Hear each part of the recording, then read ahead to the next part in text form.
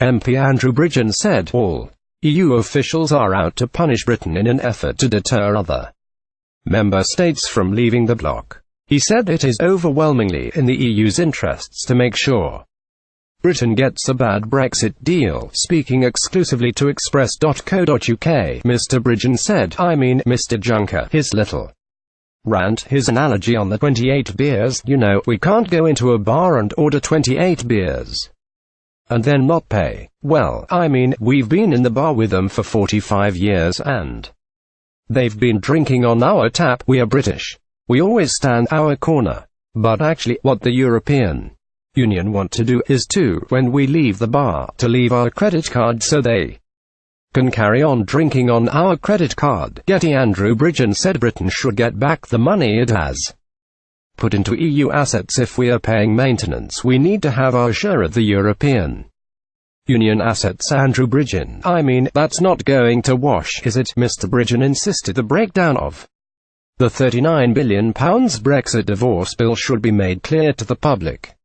He said there are other considerations to the multi-billion Brexit divorce bill that would make the final divorce bill substantially lower than £39 billion.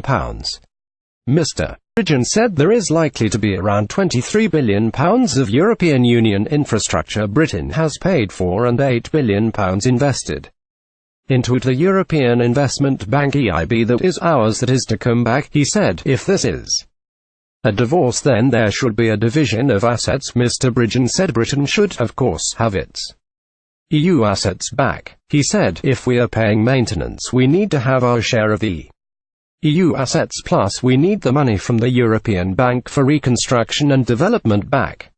Mr. Juncker used a beer analogy during a speech in October in a bid to get Britain to pay the financial settlement. He said, if you are sitting in a bar, and if you are ordering 28 beers, and then suddenly some of your colleagues is leaving, and he's not paying, that's not feasible. They have to pay. They have to pay. Not in an impossible way. I'm not in a revenge mood.